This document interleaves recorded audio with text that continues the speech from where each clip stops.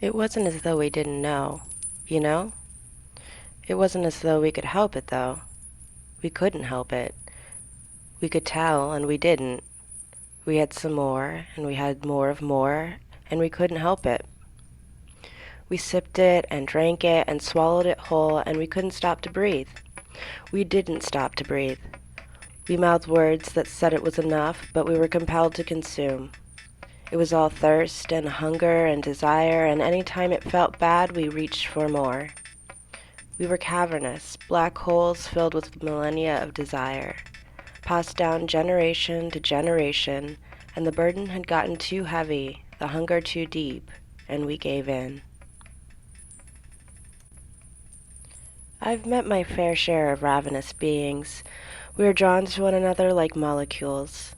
We have our own periodic table of needs, and sometimes we combine to make new constellational elements. Sometimes they're explosive, sometimes they're heavier than anything that has ever been seen, hurtling downwards into the dark abyss, folding in on ourselves like dark matter.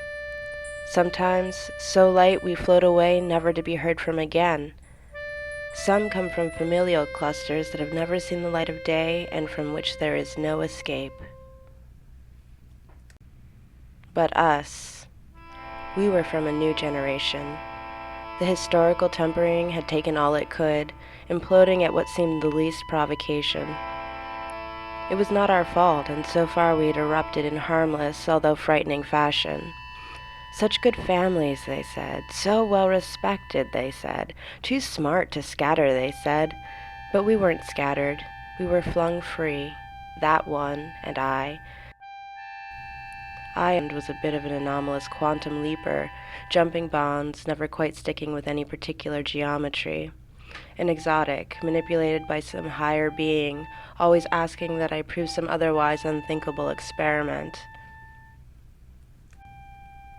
So here we came crashing into one another, that one and I. Up until that point I had actually been slowing down.